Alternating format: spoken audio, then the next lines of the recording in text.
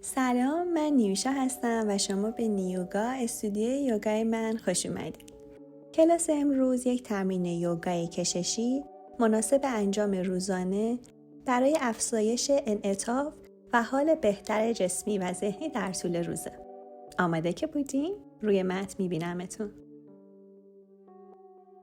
برای شروع توی یک وضعیت راحت 4 زانو انتهای متن بشینیم و از ربع 2 نیمه لگن مساوی تقسیم کنیم. ستون مهره ها رو کاملا کشیده نگه داریم. چانه موازی زمین، چشم ها رو بستیم و لحظاتی توجه رو به درون بردیم. به بدن، به نفس و به حضور در لحظه حال آگاهیم. پوست صورت رو کامل رها حس کنیم. شانه ها رو رها کنیم، از گوش ها دور حس کنیم. نفس ها جاری، راحت، عمیق و از بینی. و حالا که ذهن رو کاملا اینجا آوردی، آگاه به بدن و نفس، زمان خوبیه که هدفی رو برای تمرینت مشخص کنی. هر زمانی که آماده بودی یک دم و بازدم عمیق بگیری و بعد چشم‌ها رو به آرومی باز کنی. دست‌ها رو توی هم قلاب کنی. قلاب رو به جلو از خودت دور کنی. سینه رو بکشی داخل، چونه رو بکشی تو گلو، کتف و شونه ها دست پشت دور میشن. کشش رو پشتت حس کنی. با دم دست‌ها رو بکشی سمت آسمون، سینه رو بکشی بالا، سر رو کمی بدی بالا و به همین شکل تکرار کنی. بازدم پشت گرد، قلاب از تو دور، کشش توی شونه ها کتفا، دم سینه باز، دست ها کشیده بالا، کشش توی دست ها، زیر بغل پهلوها، سینه. به همین شکل تکرار کن. بازدم پشت گرد، دم سینه باز. بازدم پشت گرد، دم دست ها کشیده سمت آسمون. این بار بمون. با بازدم خم شو رو پهلوی راست، پهلوی چپ رو بکش. قلابو به سمت راست از خودت دور کن. با دم برگرد وسط. با بازدم برو سمت قرینه. پهلوی راست رو بکش، خم شدی رو پهلوی چپ، دست ها به سمت چپ. با دم برگرد بالا و دست ها رو آزاد کن. این بار دست ها رو پشتت قلاب کن. قلاب از پشت از خودت دور کن. کتف و شونه ها دست پشت نزدیک. سینه رو باز ببین. کشش رو توی دنده ها، توی شونه ها، دست ها حس کن. و حالا آروم دوباره دست ها رو به خودت نزدیک کن و رهاشون کن. دست ها رو بذار روی زانوها. یک دم عمیق بگیر. شونه ها رو بکش به سمت گوش ها بالا. بازدم از دهان. شونه ها رو رها کن.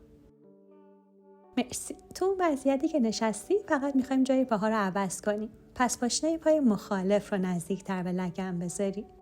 دوباره با ستون مهره کشیده بشین. دستا رو تو هم قلاب کن. قلاب از خودت دور کن. پشت رو گرد کن. چونه تو گلو. با دم دست ها رو بکش سمت آسمون. سینه رو باز کن. کشش تو تن پهلو. دوباره تکرار کن. بازدم پشتگرد، شونه ها کشیده، دم دست ها کشیده بالا، سینه باز. بازدم پشتگرد گرد، دم سینه باز، دست ها تا جای ممکن بالا. این بار با بازدم خم میشی رو پهلوی چپ، پهلوی راست رو میکشی. شاید این بار نگاهت رو هم بدی به سمت آسمون. گردن اذیت نباشه. مرسی. با دم وسط برگردی. با بازدم سمت قرینه تکرار کنی. شاید نگاه به سمت آسمون، کشش تو پهلوی چپ تا نوک انگشتا و با دم برگردی بالا. دست ها رو آزاد کن. این بار بفرست پشته. قلاب کن. قلاب از خودت دور کن. شونه ها دوباره توی کشش. کتفا از پشت نزدیک. شرچونه رو بکشی به سمت آسمون. جلوی گردن رو هم بکشی. عالی. و آروم آزادش کنی. دوست داشتی به خودت استراحت بده و هر زمان که آماده بودی بیا توی تیبل تاپ. مچ دست‌ها زیر شانه ها، زانوها زیر لگن، ستون مهره ها خنثی. حالا یک دم بگیر، دست راست رو بکش به سمت آسمون بالا، باز دم ردش کن، دست راست رو از زیر دست چپ، سر و شونه رو زمین. شاید اینجا بمونی، شاید دست چپ رو هم جلو بکشی و بعد به سمت گوشه راست مد دست چپ رو قدم بزنی، سینه رو به سمت آسمون بازتر کنی. کشش رو تو شونه و کتف راست رو زمین، پیچش رو تو ستون مهره ها خوب حس کنی. عالی. آروم برگردی دست چپ رو زمین، دست راست رو بکشی سمت آسمون و با بازدم دست رو برگردونی رو زمین. تکرار کنیم سمت قرین دم، دست چپ کشیده بالا، بازدم رد بشه از زیر دست راست، شونه و سر رو زمین. حالا شاید دست راست جلو و قدم بزنه به سمت چپ. شونه راست رو خوب بکش عقب، سینه رو بازتر کن به سمت آسمون، پیچش رو خوب حس کن. کشش رو تو کتف و شونه روی زمینت کاملا حس کن. نفس بکش. مرسی. آروم اول دست راست برگرده دم، دست چپ کشیده سمت آسمون و بازدم برگرده رو زمین. حالا آماده شیم برای سگ سرپایین. با کف دست ها یک قدم بزنیم جلو، فاصله دست و پا تنظیم شه، پنجه پاها رو زمین و زانوها رو بلند کنیم، لگن رو بکشیم عقب و بالا، سگ سرپایین. اول زانوها کمی خم. شروع کن پنجه پاشنه کن، قد پشت پاها رو بلندتر کن، کشش رو پشت پاها جا به جا کن، کم کم بیدارترشون کن. پاشنه ها رو نزدیک تر کن به زمین. شاید لگن راست و چپ کنی، کشش رو به این شکل توی پهلوها هم حس کنی، توی پاها حس کنی و بعد احساس خوبی که داشتی ثابت بمونی. ممکنه زانوها کامل صاف باشن، حتی پاشنه ها به زمین رسیده باشه، ممکنه نه. زانوها خمه. مهم اینه که پشتتو قوز نکنی. عالی. حالا با دم پای راستتو بکش عقب و بالا، سگ سپا. با بازدم زانو رو بکش داخل سینه و بکشش. بذارش آروم، کف پا رو کنار دست راست. زانوی پای چپ رو زمین، روی پای چپ رو زمین، دست ها رو بذار روی ران پای راست، تنه رو بکش بالا و دقت کن مچ پای راست زیر زانو باشه. دستا رو بذار روی لگن رو بکش جلوتر و پایین تر. اینجا از پشت به هم نزدیک، سینه باز و شاید نگاه کمی بالا. کشش رو خوب حس کن روی ران پای چپ، توی تنه، توی شونه ها. عالی. دستا رو برگردون رو زمین. جای دست راست رو و پای راست رو عوض کن. پای راست میاد تا لبه کناری من. شاید راحت تری پنجه پا رو کمی بفرستی بیرون تر. بیا روی ساعد دستات. اینجا زیر شانه ها. اگر دستا به زمین نمیرسه، میتونی زیر دست ها آجر بذاری، میتونی رو کف دست بمونی، بالاتر باشی. هر جایی که هستی داری تنه رو تا جای ممکن به زمین نزدیک میکنی، لگن رو جلو و پایین میکشی تا کشش خوبی رو تو فضای ران و لگن حس کنی. نفس بکشی و فرصت بدی برای اینکه لگن بازتر بشه.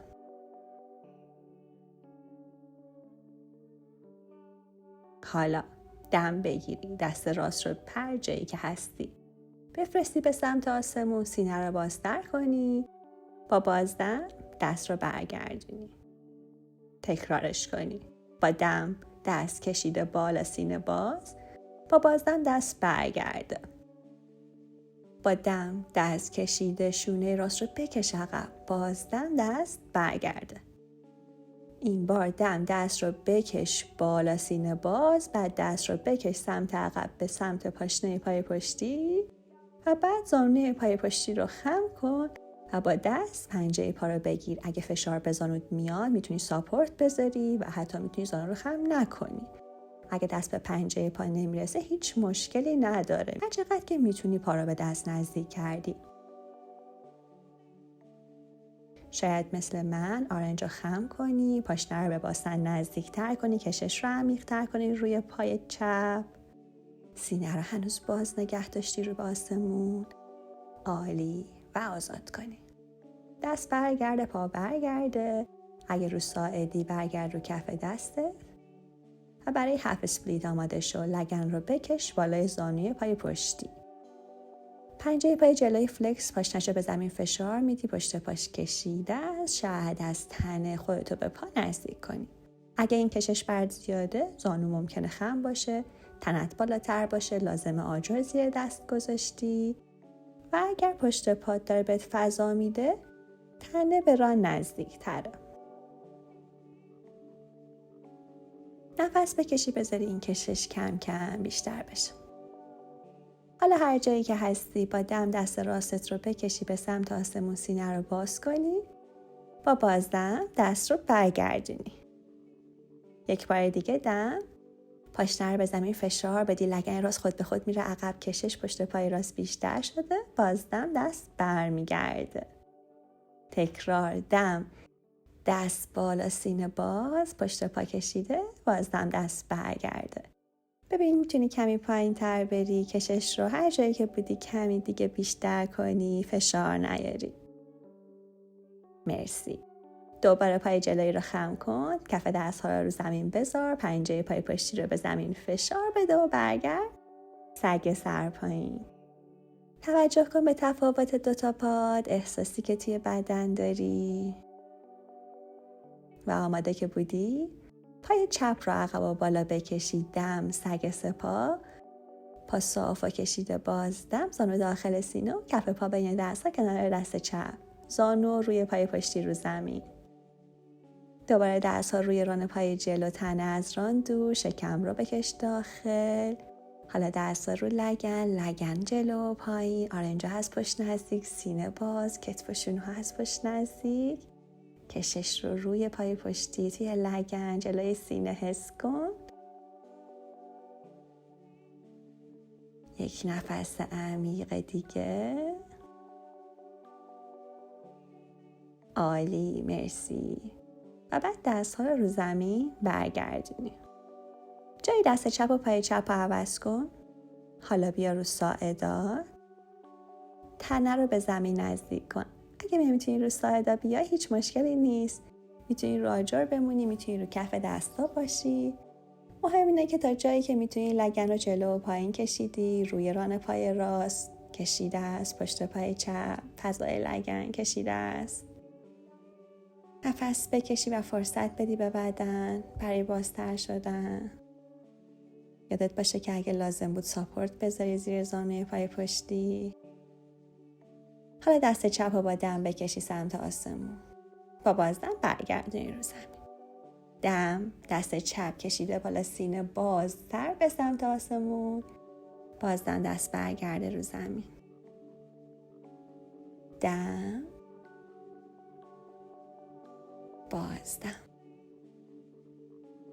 دم این بار دست رو بالا بکش، سینه رو بازتر کن، شونه چپ رو بکش عقب‌تر. حالا شاید دست رو بکشی سمت پای پشتی، زانوی پای پشتی رو خم کنی و با دست پنجه پا رو بگیری. پس ممکنه زانو رو خم نکنی، ممکنه خم بکنی و دست به پا نرسه. و اگه دست رو به پا رسوندی، اگه بیشتر جا داری برای کشش، شاید آرنج دست چپ رو خم‌تر کنی و پاشنه رو به باسن نزدیک تر کنی. هر جایی که مناسب توه. عالی. مهم اینه که کشش داشته باشی.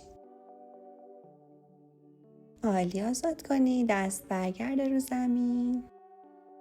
حالا برای هاف اسپلیت لگن رو بکشی عقب، بالای زانوی پای پشتی، پاشنه پای جلویی رو فشار بده، پنجش فلکس، زانوی پای جلویی صاف. اگه لازمه آجر بذار، اگه لازمه زانو رو خم‌تر نگه دار، ولی خوب کشش رو پشت پای چپت حس کن. اگه فضا داری، تنه رو به زمین و به پای چپ نزدیک تر کن. دم، دست چپ رو بکش سمت آسمون، سینه باز. بازدم دست رو برگرد. دم، دست چپ کشیده بالا، سینه باز به سمت آسمون. بازدم دست رو برگرد. دم، تکرارش کن. دست کشیده، سینه باز. بازدم برگرد. ببین این بار میتونی کمی پایین تر بیای، کشش پشت پای چپ رو بیشتر کنی. مراقب باش، در حد توان برو پایین، کشش رو حس کن پشت پای چپ. عالی. و بعد کف دست‌ها رو برگردون روی زمین و پنجه پای پشتی رو زمین، برگرد سگ سر پایین. حالا توجه بکن به قرینگی 2 نیمه، به کششی که توی هر 2 پا و لگن ایجاد کردی. حالا زانوها رو بذار روی زمین، برو چایلد پوز، لگن روی پاشنه ها، پیشانی رو زمین، رها، استراحت. شاید دست‌ها کشیده جلو، شاید دست‌ها رو مثل من بکشی کنار پاها، شونه ها رو ریلکس کنی به سمت زمین. گردن کاملا ریلکس و راحت، هیچ تنسی رو تو بدن حس نکنی. اگر هست با یک دم و بازدم عمیق سعی کنی رهاش کنی. حالا دست‌ها رو بفرست پشتت، قلابشون کن، قلاب از خودت دور کن، شونه ها تو کش بده، دستا رو کش بده و با قدرت دستا تن رو عمود کن و بشین. نشستی، قلاب با کمی دور کن، سینه رو باز کن، سر رو بده بالا، جلوی گردن رو بکش و عالی، آزادش کن. پاهاتو صاف کن از پهلو به جلو.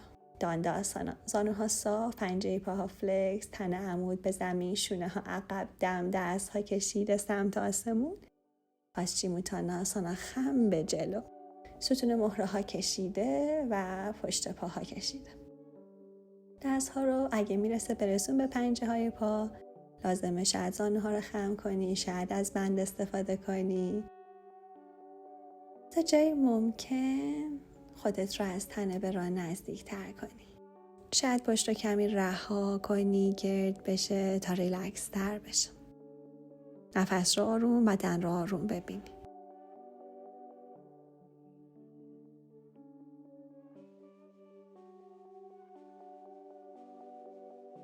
با دم کم کم آروم بالا برگردی. مچ پای راست رو بذاری بالاتر از زانوی پای چپ، کف پای چپ رو زمین، دست‌ها رو پشت تکیه بدی و پا رو به خودت نزدیک کنی. پنجه پای راست فلکس، زانوی پای راست از تو دور. کشش رو خارج ران و باسن پای راست حس کنی. اگه فشار کمه، تنه و پا به هم نزدیک، خوب احساسش کنی.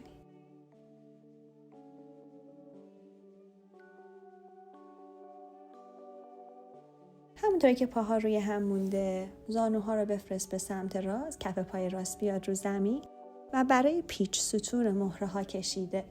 آرنج دست چپ بیرون زانوی راست رو به راست بپیچی. دست راست پشته، دست چپ بیرون زانوی راست به تو کمک میکنن پیچ رو عمیق کنی. کشش رو خارج ران و باسن راسته، پیچش رو تو ستون مهره حس کنی. شونه راست رو خوب عقب بکشی، نگاهتو به شونه راست بدی، کشش و پیچش داره یه ماساژ خوب به بدنت میده. احساسش کنی.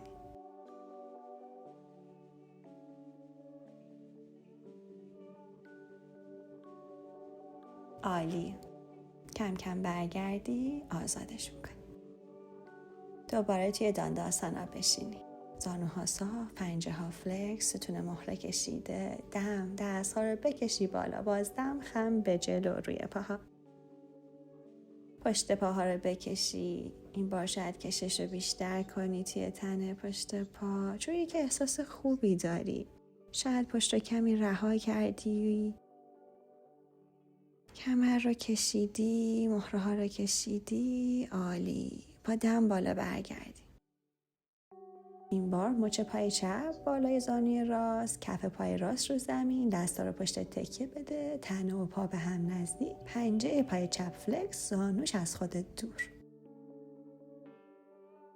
اگه لازمه از تنه به پا نزدیک تر میشی، کشش رو بیشتر. کشش کجاست؟ خارج ران و باسن چپ. فشار به اندازه است، نه کمه نه زیاده. احساس خوبی از این کشش داری. لحظاتی مکس کنی، فرصت بدی به بدن برای ریلکس تر شدن و حالا پاها رو به همون شکل به راست بفرستی. کف پای چپ که رو زمین اومد برای پیچ آماده میشی. دم ستون مهره کشیده به پیچ به چپ. آرنج دست راست رو به زانوی چپ فشار بده، سینه رو بپیچ و نگاهتو به شونه چپ بده. دست پشتی هم داره بهت کمک میکنه برای عمیق تر کردن این پیچ. دقت کن تنه عمود مونده، به یک سمت متمایل نشی، باسن چپ از زمین جدا نشه. هر دو لگن رو به یه میزان رو زمین داری حس میکنی. ماساژ خوبی داری میدی به تن و پا. مرسی.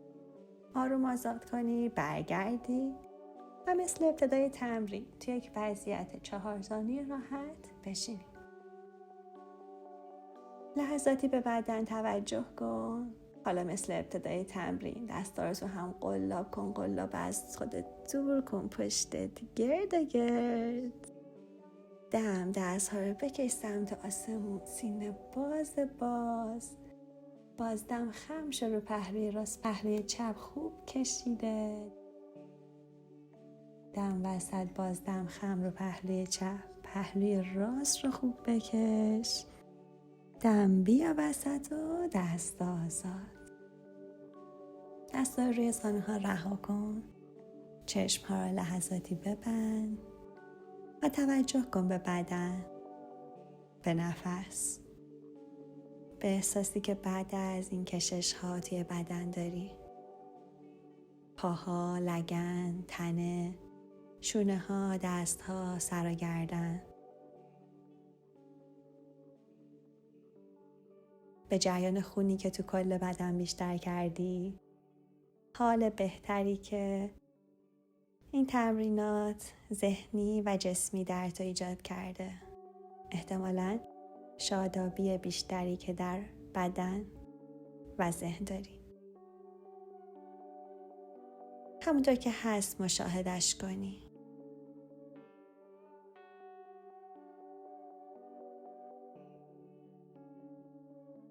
کف دست ها رو روی هم بیار داخل سینه. گرمای قلبت رو حس کن. یک دم عمیق بگیر. بازدم. سر رو به سمت زمین رها کن.